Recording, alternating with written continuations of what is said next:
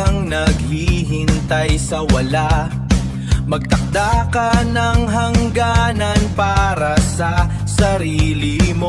Kung lumipas na ang panahon at wala pa ring linaw, kailangan mo nang maglakad palayo. Hindi dahil sumuko ka, kundi dahil pinili mong irespeto ang sarili mo. Hindi pwedeng habang buhay kang naghihintay sa wala. Magtakda ka ng hangganan para sa sarili mo.